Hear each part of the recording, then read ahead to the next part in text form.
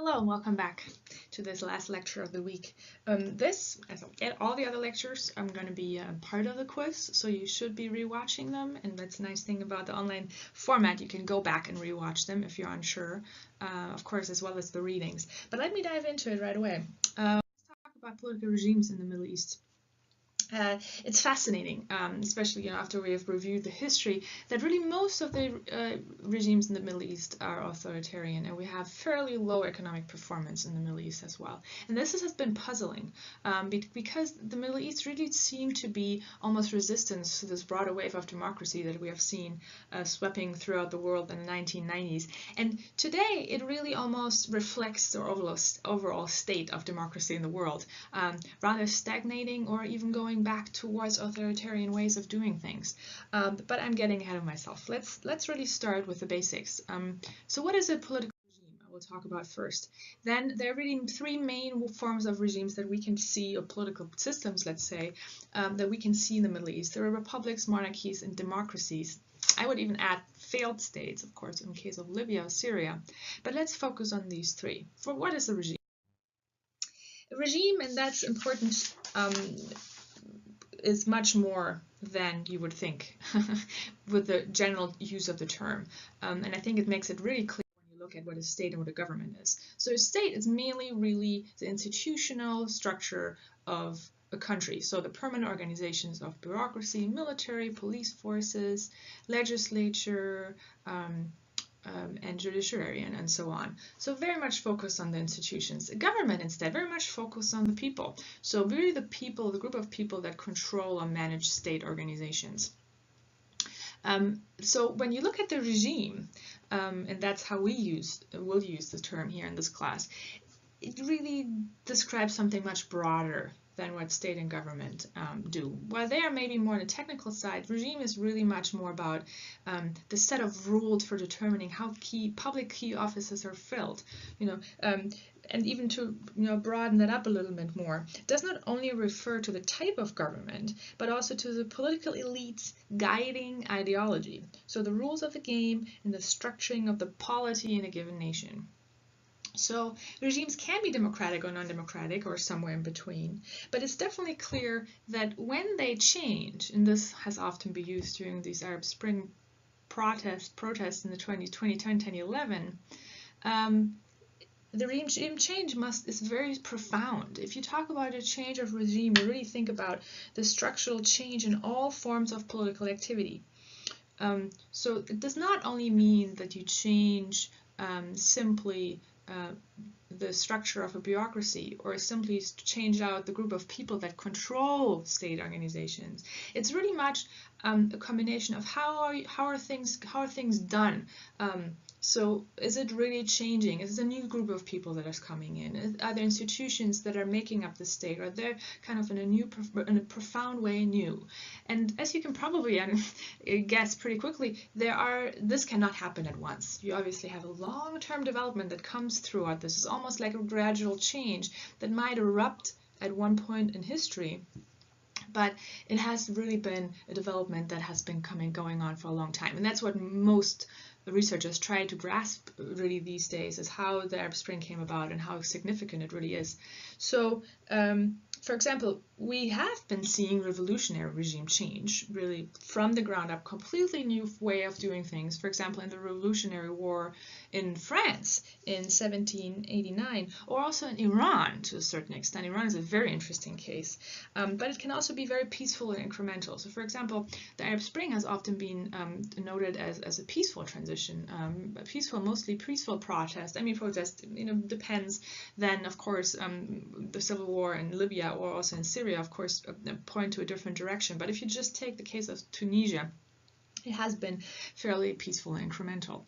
So that up front about when do regimes come about, I think when I mentioned at the beginning of this lecture, it is striking that most regimes in the Middle East are authoritarian in nature. So we really only see very few democratic countries, and they have a very specific history, right? So we talked about Turkey in the last lecture. We talked about Israel in the last lecture. And now we can add to this game even Lebanon to a certain extent, but definitely Tunisia, which also has a very specific story that it can tell about its path to democracy. So it is, however, important to keep that in mind, that we have it's kind of has been puzzling for decades that the Middle East was really able to resist this general development towards democracy. And it has a lot to do not because the region has some sort of special ideology that prevents it. There are a lot of different factors that play into this resistance toward democracy, and it's a very leading, I think, towards, if you see what kind of, how the regimes were formed and how they get their source of legitimacy without actually relying on open and free elections. So look at the republics first. So the republics are led by presidents or prime ministers.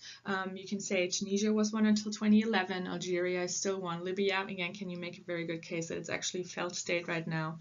Egypt, Yemen, Syria, same as Libya, or the pre-2003 Iraq, were all presidential republics. What that means is, to be a presidential republic or to be a republic overall in the Middle East, is that it's a very tight control over armed forces, and usually a single ruling party that kind of delivers the patronage towards favorite elites. So you would give then more important job posts to people that you feel like have a big have been close to you for a long time, and you therefore also make sure that you're governing with like-minded folks. Occasionally, there were occasional elections. They're usually state managed. I mean, you cannot really talk of any of these countries, again, with Tunisia the big exception today, that they're really free state managed elections.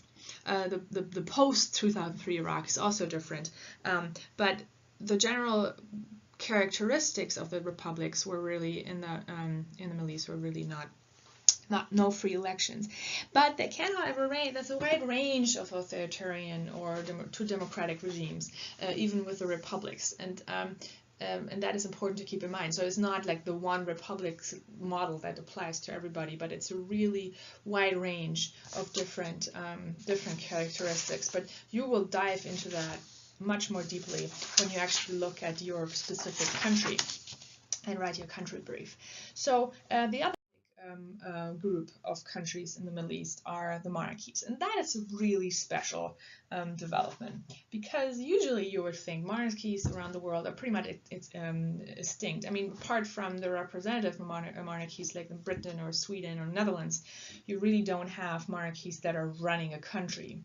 But in the Middle East, they have been very persistent, and mainly there are 8.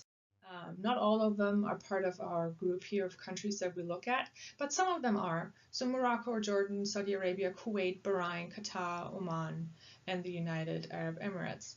So they're usually led by kings that can actually most of the time encourage pluralism. I mean, it really depends on the country. If that's a little different in Saudi Arabia, but if you take on Morocco and Jordan, those kings really encourage pluralism among social groups and political parties. So we have separate political parties in all these countries.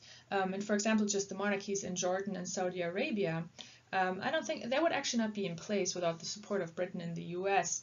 Morocco is the big exception here. So this king's dynasty really ruled since 1649, but all others might have been really supported by foreign powers. So maybe they wouldn't have been, maybe they wouldn't be still in power if that would have been the case. But what the kings in these monarchies do, and some of them at least, is they really paint themselves as an essential element for stability of the system. and uniting the nation. So especially now after the Arab Spring, we have seen, for example, in Morocco, but also in Jordan, the idea of, oh, we will not let, the kings won't let the country go into chaos, and they're like principal figures actually in the process of transition. At least they want to paint themselves or put themselves into the picture like that. So we also call that linchpin monarchies, really where the king has this essential element for stability of the system. And most of these of the monarchies also have some sort of spiritual legitimacy. So for example, in Jordan, the king ancestors are directly connected to the Prophet Muhammad. In Morocco, also the king is the ruler of the faithful. Saudi Arabia is the center of the religious monuments of Islam. So they're all having some sort of spiritual legitimacy. And there are lots more. There's a lot more to these monarchies that is interesting that I won't be talking about today, but I encourage you to really look, if you picked a monarchy, to really look where are the sources of legitimacy of these different monarchies and how are they actually holding power, and what are the main strategies here. I think it's very interesting to look at. Then all researchers working on the Middle East, but almost everybody's excited that we even have this, democracy in the Middle East at all.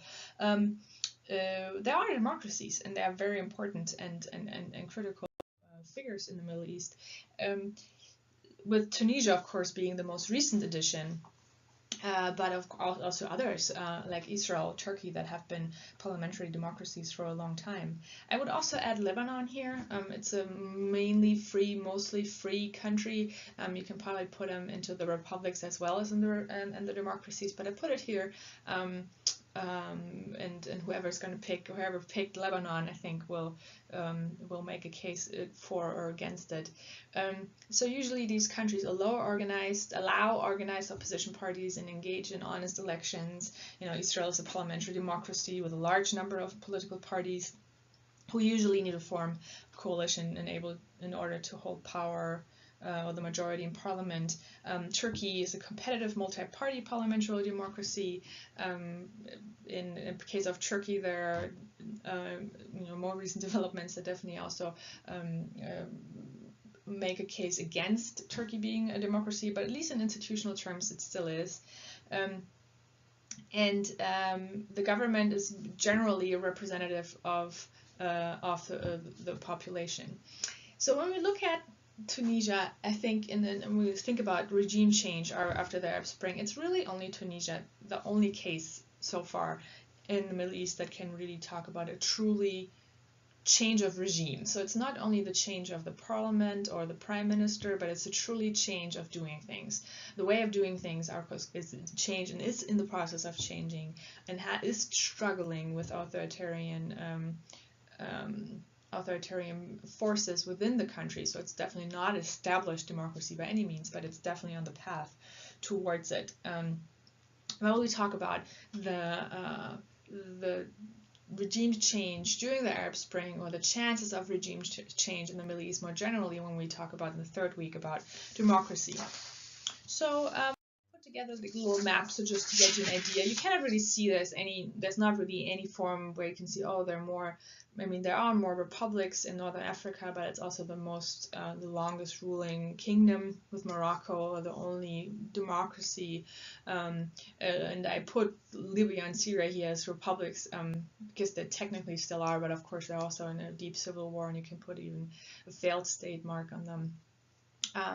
It is interesting, and I've not even marked all of the monarchies here on the Arabian Peninsula. Most of the countries in the Arabian Peninsula, except Yemen, are monarchies. I think that's fairly interesting to note. And Iran here has a different picture, a different color, because Iran is a very special case. It's really something in between even a democracy and a republic. It's not really that. It's not really this. It's a very interesting case. Whoever's going to pick Iran, it is a fascinating country to work on. So let me summarize. So regimes means really much more than actually just government and state. It's really much the political elites guiding ideology, the rules of the game, the structuring of the polity in a given nation. So it's very challenging to grasp, but it's important not to only focus on the political system and the institutions. Regime change generally is rare, can be revolutionary, but most of the time it's gradual and incremental, maybe followed by a revolutionary process. There are republics, monarchies, and democracies in the Middle East, as well as failed states. We do have a general majority of authoritarian countries in the Middle East, and a low economic performance that we talk about next week. Which is a very interesting combination, and some actually make the case that the reason because there's a low economic production in the performance in the Middle East, also to do with the democracies and vice versa. The sources of legitimacy of regimes vary widely, and I want to encourage you again to really look specifically at those when you look at your countries in your country brief.